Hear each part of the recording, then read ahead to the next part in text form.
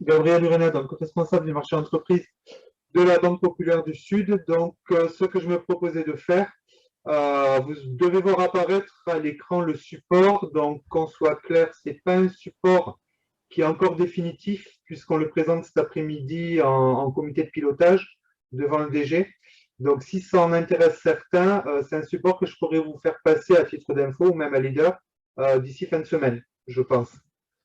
Ok, donc le but pour nous, c'était de vous présenter un peu le panorama de ce qui va changer en termes de financement. Donc là, sachant qu'on est en financement moyen terme, et l'idée qu'on a eue, nous, Banque Pop, ben, pour à la fois aider nos clients, mais aider aussi nos conseillers, c'est parce qu'on a quand même 3, 4, 5 nouveaux prêts qui arrivent, donc 5 familles de prêts différentes qui arrivent.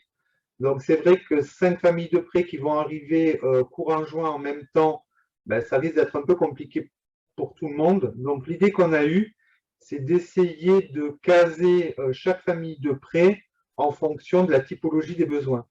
Donc, à la fois le BFR, l'investissement, l'innovation et la restructuration. C'est un peu les besoins que l'on voit au cours des entretiens que l'on a. Alors, en faisant, et on fera un zoom particulier sur les PPR, puisque le PPR, c'est un prêt qui intéresse le plus grand nombre. Par contre, l'intérêt pour nous, c'est aussi de vous présenter les autres prêts, puisqu'ils peuvent être complémentaires au fameux PPR.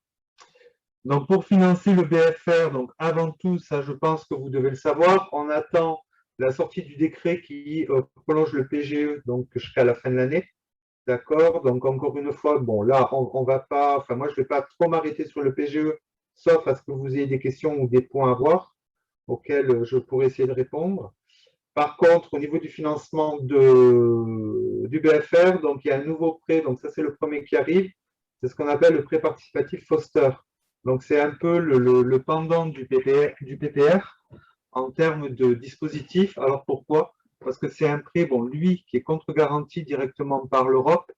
Alors, contre-garanti par l'Europe, ça veut dire qu'en fait, si vous voulez, nous, en tant que banque POP, quand on propose ce prêt à un client, quand on le proposera, on a le client a une contre-garantie à hauteur de 80% directement du FEI. Donc, c'est une garantie à première demande.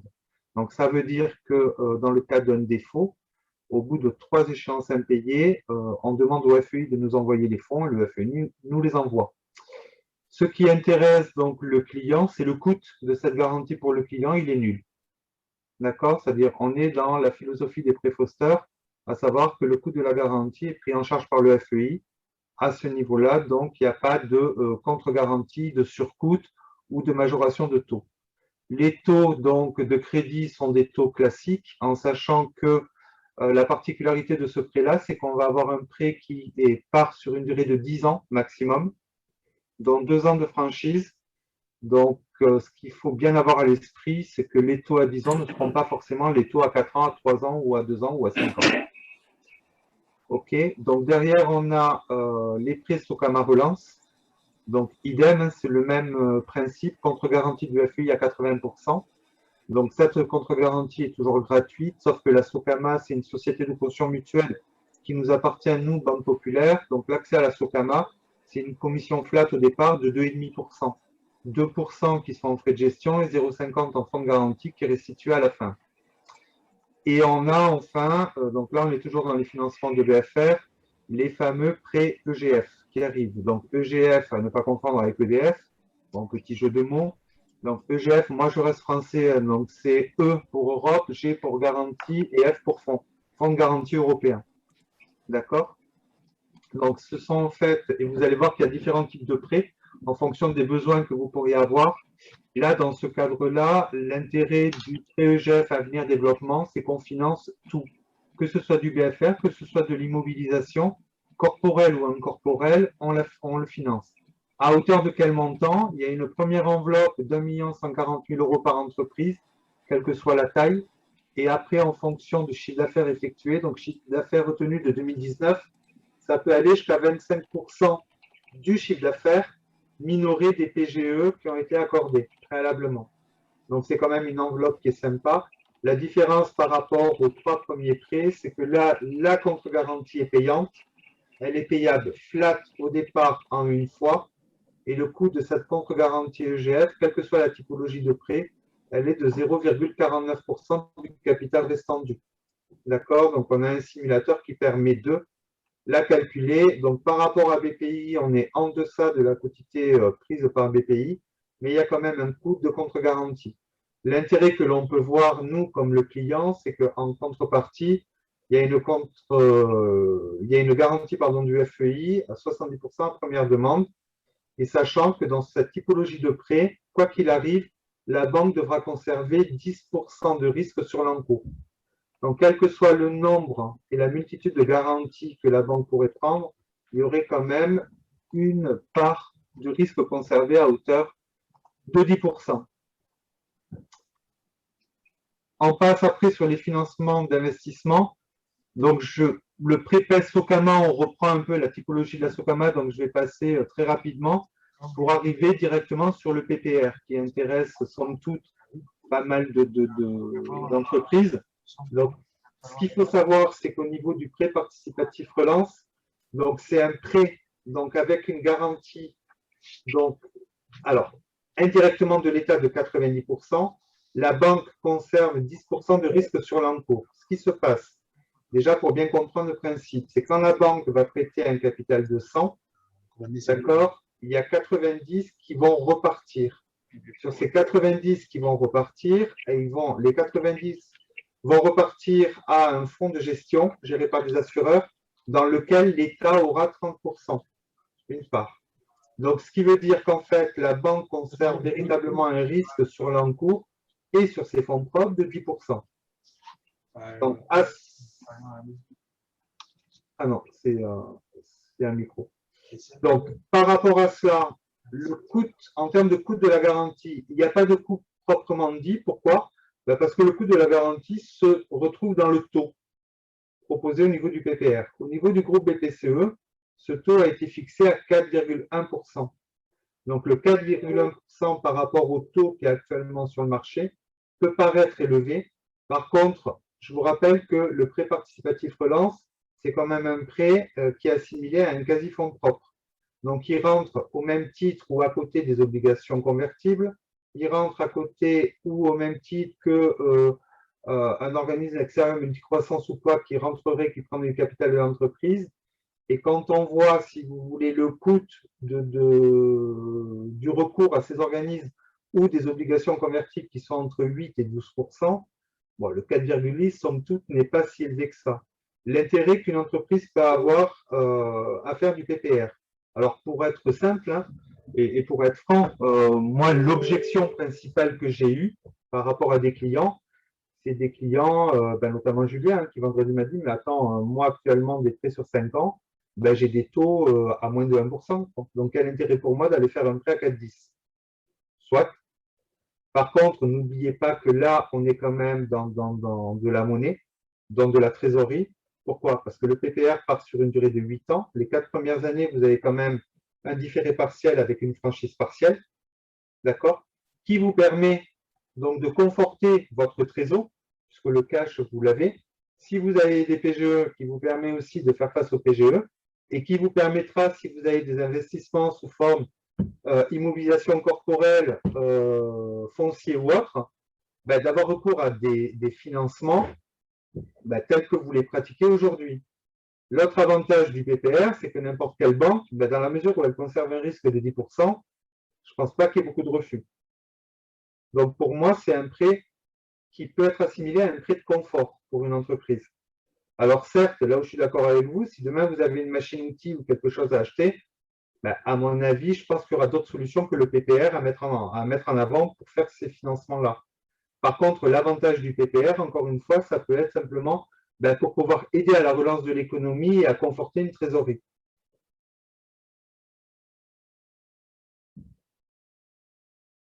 C'est clair ou pas? On a du mal à être convaincu quand même. Peut-être une question par rapport au PPR PGE. Est-ce qu'on déduit également les encours PGE pour le calcul du PPR? Pour le calcul du PPR, oui.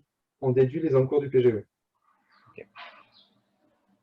Donc, PPR, c'est pour statut PME, c'est 12,5% du chiffre d'affaires. Statut ETI, c'est 8,4%. Après, s'il y a du PGE, il y a une formule magique que je ne connais pas par cœur, je vous rassure, parce qu'il y a des choses beaucoup plus intéressantes que ça. Après, pour répondre à la question, on a du mal à être convaincu. Je comprends, mais je ne suis pas forcément d'accord. Ouais, et c'est quand même, vous investissez sur quelque chose, c'est quand même 4,1%, c'est 4,1% que vous perdez dans votre résultat, quoi. Il faut. Sur 8 ans. Alors, par contre, je suis entièrement d'accord avec vous, mais si demain vous faites appel à des obligations convertibles ou vous faites une ouverture de capital avec l'arrivée d'un fonds, ben, ça ne sera pas du 4,1% que vous aurez à la fin.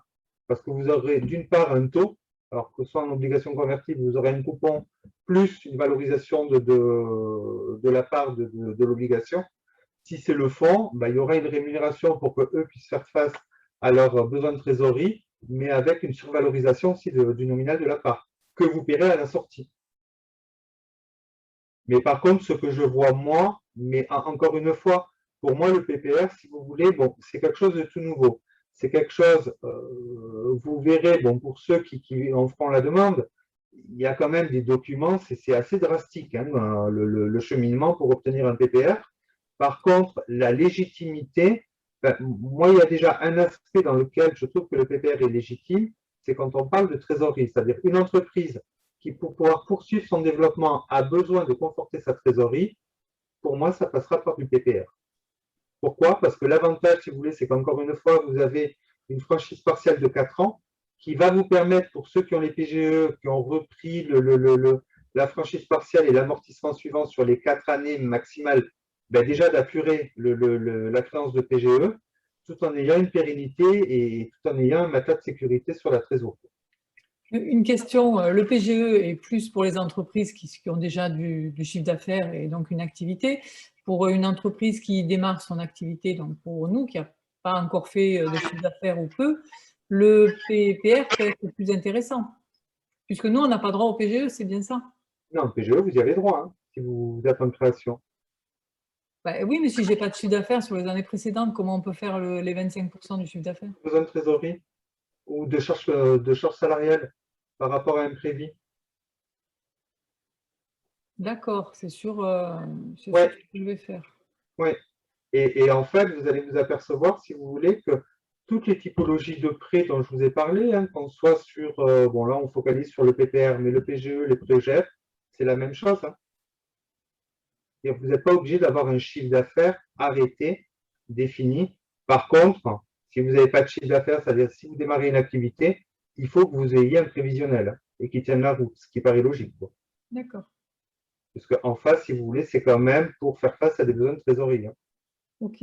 Donc là, financer l'investissement, si c'est un investissement en RH, en brevet, ça ne fonctionne pas. Par exemple, nous, on va travailler avec un sous-traitant, donc on ne va pas investir dans des machines et du matériel.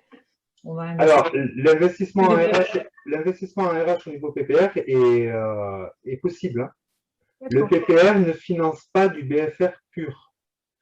Par contre, si, admettons, vous démarrez votre activité, et ça c'est certain, puisqu'on a eu la dernière conf call vendredi, on a eu justement la réponse par rapport à ça. Si vous avez des besoins liés à RH, développement, recherche et développement ou autre, le PPR est possible. D'accord. D'accord. Ce qu'il faut que vous sachiez dans tous les prêts que je viens d'évoquer, la seule chose qui sera exclue, c'est le rachat de prêt. Okay. D'accord? Interdiction totale avec un engagement de votre part à vous engager à ne pas solder un prêt. Quoi. Ok, merci.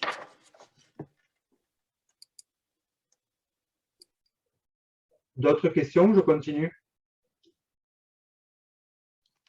Je peux continuer, je pense. Ok. Donc, autre point, tout à l'heure, je vous ai parlé des prêts EGF. Donc, c'est vrai que là, on vient de faire un zoom sur le PPR. Ah, pardon. Le micro ne marchait pas, excuse-moi. J'entends mal. En parlant des prêts, des comparaisons, mais c'est bien un prêt classique, c'est bien 4% par an, le capital reste tendu. Voilà, donc pendant les 4 ans de décalage, si on emprunte 300 000, on paye 4% de 300 000 tous les ans pendant 4 ans. Tout à fait. Ouais, Vous d'accord. êtes en franchise partielle. Donc, les 4 premières années, vous allez payer les intérêts liés au déblocage des fonds. Tout à fait. D'accord? En sachant que les particularités, alors sur le PPR, il y a 2 types de PPR. Il y a le PPR qu'on appelle granulaire. Alors, ne me demandez pas pourquoi, encore une fois, c'est les PPR qui vont jusqu'à 10 millions d'euros et sur lequel la banque est seule décisionnaire. Et vous avez les autres PPR où, en fait, derrière, comme il y a quand même 90% de la créance qui est reversée à un fonds, vous avez une double expertise sur les PPR de plus de 10 millions d'euros. Il a été convenu qu'il n'y avait pas de frais de dossier, il n'y a pas d'IRA sur le PPR. Alors là, on est entre nous, je vous rassure, ce n'est pas pour faire plaisir aux clients, c'est simplement que il y avait un problème de fond. C'est-à-dire, comme nous, en tant que banque, on ne conserve que 10% de risque. Si toutefois on commençait à prendre des IRA sur le PPR, charge à nous de reverser les 90% des IRA aux assureurs et autres, quoi. Donc, ça faisait quand même une usine à gaz. Donc, par rapport à ça, il a été convenu qu'il n'y avait aucune IRA sur le PPR. Les autres prêts, donc comme je disais, vous avez le second compartiment du prêt EGF.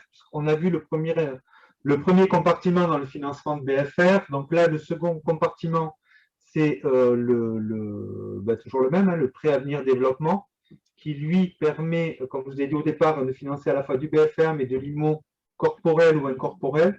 Donc lui n'a pas changé. Il y a toujours une commission flat au départ, qui est de 0,49% du capital restant dû pris flat en une fois. D'accord? Alors, encore une fois, pourquoi au niveau des commissions, elles sont prises flat en une fois? C'est simplement que tous ces types de prêts se débloquent en une seule fois. Donc, je vous donne un exemple. Imaginons que demain, vous ayez besoin de faire un investissement travaux plus matériel. Donc, par rapport à ce type d'investissement vraiment bien précis, vous n'allez pas partir sur un PPR, mais sur un prêt classique.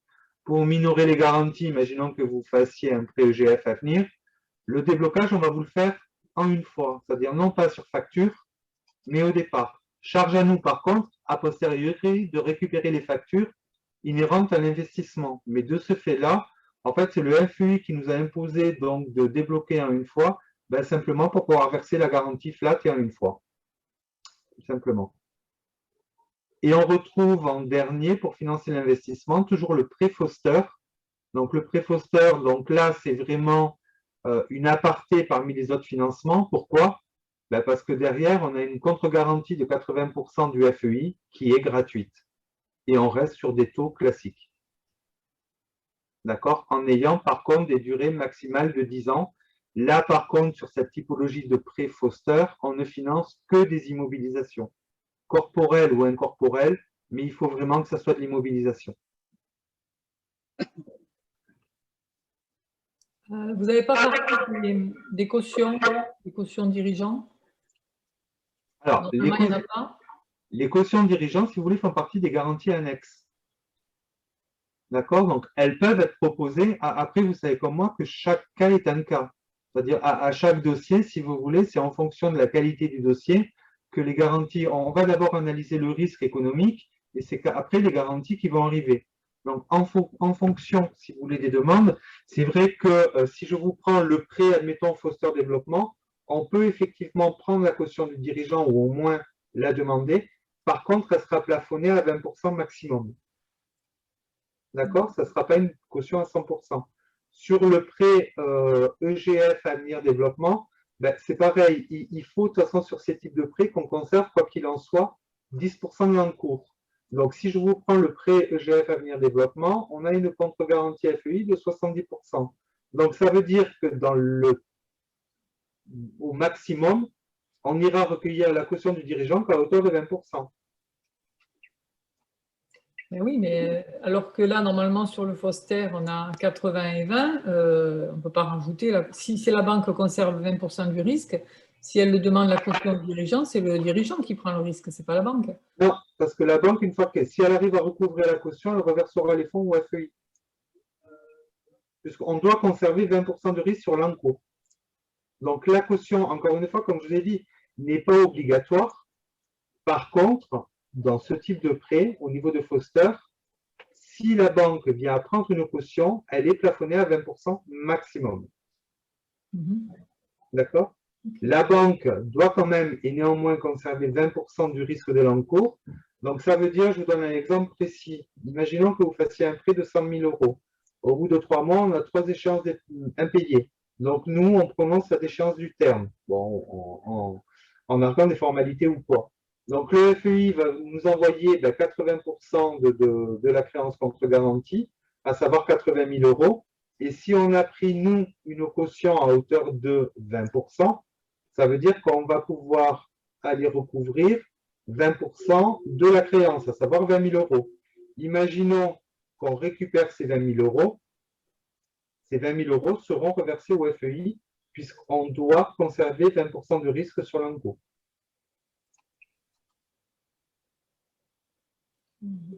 D'accord? Ok. Et est-ce qu'il y a des assurances à prendre? Alors, l'assurance est fortement conseillée. D'accord? Dans le cadre, quel que soit le prêt, l'assurance n'est pas obligatoire. Après, moi, je fais partie des gens qui considèrent que quand on est face à un chef d'entreprise qui investit sur l'avenir, s'assurer, ça fait partie aussi de la vision qu'il doit avoir. Alors, ne pas se surassurer, ça je suis entièrement d'accord, mais faire un point sur les assurances pour voir, je vous donne deux cas, si l'entreprise n'est pas l'homme clé, à la limite, ou si vous faites un financement à travers d'une holding pour louer des locaux. Alors, c'est vrai que si vous arrive un truc, vous, chef d'entreprise, pour autant, si vous êtes immobilisé, ça n'empêchera peut-être pas le versement de loyer. Si par contre, vous êtes dans une structure où, au-delà de chef d'entreprise, vous êtes véritablement l'homme clé de l'entreprise aussi, moi, mon conseil porterait sur l'assurance. Non, mais ma question, elle n'est pas tout à fait celle-là. Ah, pardon. Non, mais c'est en partie. Hein. Ouais. Dans le cas des prêts, par exemple, qui sont garantis à 80%, Ouais. les banques proposent des fois des assurances sur 100% du prêt. Ouais. Mais pourquoi? Alors qu'il faudrait prendre une assurance que sur 20%? Parce que simplement, si vous voulez, souvent, le chef d'entreprise va voir l'assurance comme une contrainte supplémentaire ou une garantie prise par la banque. Alors que, en fait, nous, si vous voulez, l'assurance, encore une fois, avant tout, c'est permettre la continuité de votre entreprise s'il arrive quelque chose. Non, peut-être que je m'exprime mal. Je parle sur les prêts, sur les différents prêts. Parce que si admettons, en prenant un cas, vous faites un PPR d'1 million d'euros, admettons. Ouais. La banque, elle a 10% du risque, donc elle a 100 000. Quel est l'intérêt pour la banque de vous proposer une assurance d'1 million? C'est ce qu'elle propose. Oui, pas forcément. La banque va vous proposer de vous assurer. Charge à vous de dire, moi, ok, si vous êtes ok de vous assurer, vous pouvez vous assurer à 10%, à 15%, 20%, 50%. Le but étant, pour moi, si vous voulez, c'est de vous dire, vous avez un prêt d'1 million d'euros. Moi, la question que je pose ou que je posais aux clients quand j'étais en réseau, c'était de dire, voilà, est-ce que vous voulez vous assurer? Vous assurer, c'est quoi? C'est demain, il vous arrive un truc.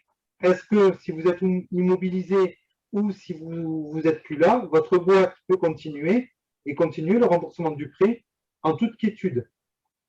En tant que chef d'entreprise, la réponse, vous l'avez, c'est oui ou non. Si l'entreprise peut continuer, je suis d'accord avec vous, ça sert à quoi de payer une assurance pour rien? Si par contre, vous êtes l'homme clé et le fait que vous soyez immobilisé, ça met en péril la pérennité de l'entreprise et donc obligatoirement la trésorerie, pour moi, ce n'est pas déconnant que de prévoir une assurance. Oui, donc, mais vous ne répondez quand même pas à la question. Peut-être que je m'exprime mal. Je comprends l'intérêt de l'assurance, mais pourquoi prendre une assurance d'1 million si le prêt est garanti à 80%?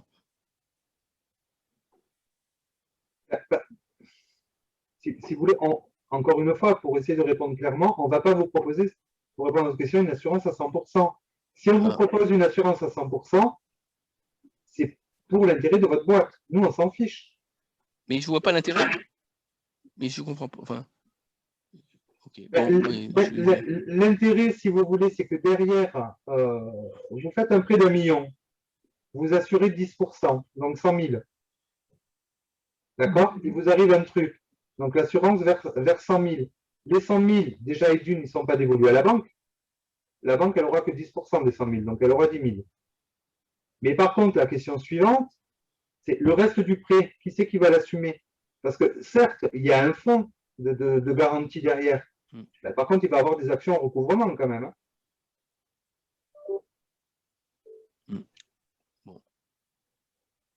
Mais après, encore une fois, pour essayer de répondre clairement, la banque, elle n'est pas là pour vous imposer une assurance. Et s'il y a déjà une assurance homme clé, c'est suffisant? Alors, l'homme clé, oui, pour autant que, vous le savez comme moi, alors l'homme clé, c'est un truc que l'on pratique au quotidien. La difficulté de l'homme clé, c'est que demain, il vous arrive quelque chose, Oui. d'accord, le capital est versé directement à l'entreprise, donc soumis à impôt. Mais effectivement, l'homme clé, la banque peut prendre une délégation. Il n'y a pas de souci.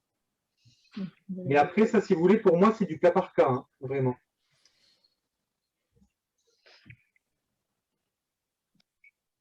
Et pour répondre à vos questions, on a des clients qui font des prêts, qui ont fait des PGE et qui se sont assurés à 10 ou 15% simplement.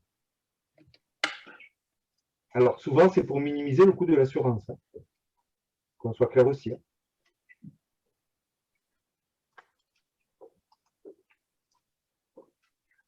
Un zoom sur l'innovation. Donc, sur l'innovation, actuellement, il y a toujours le PGE, parce que le PGE, donc on attend encore une fois la signature du décret, mais il va être conduit. Et vous avez donc aussi la sortie d'un prêt EGFI Innovation, donc réservé aux entreprises innovantes ou ayant du crédit d'impôt. Recherche. Et enfin, une famille de prêts qui va arriver, qui peut être aussi intéressant, malgré le mot restructuration, bon, qui a une connotation quand même négative. Nous, on a préféré l'appeler réaménagement, parce que c'est en fait un des rares prêts ou un des prêts sur lequel on peut avoir la contre-garantie du FEI et qui permettrait de rembourser tout ou partie d'emprunts déjà souscrits, dont les PGE. Donc, ce type de prêt-là, l'intérêt il peut être où? Simplement, en fonction du montant, c'est des prêts qui peuvent aller jusqu'à 10 ans, avec 2 ans de franchise. Et l'avantage, c'est que si on est face à une entreprise qui n'a pas droit au PPR, parce que je vous rappelle quand même que le PPR, on parlait tout à l'heure, je vous ai dit rapidement qu'il y avait des conditions un peu drastiques. Le PPR s'adresse aux entreprises qui ont un chiffre d'affaires minimum de 2 millions d'euros avec un maximum d'1,5 milliard, qui sont cotées BDF avec à minima une cotation 5+, qui sont, puisque généralement on est sur du corpo qui a une NIE inférieure à 11, donc là on rentre vraiment dans des clauses assez drastiques. L'avantage du prêt EGF Avenir et Aménagement, c'est que lui est quand même beaucoup plus light en termes de contrôle et en termes d'éligibilité. Et toujours pareil, donc contre-garantie à 70% par le FEI, la contre-garantie étant payable flat en une fois et la banque conservant 10% de risque sur l'encours, quelles que soient les autres garanties prises.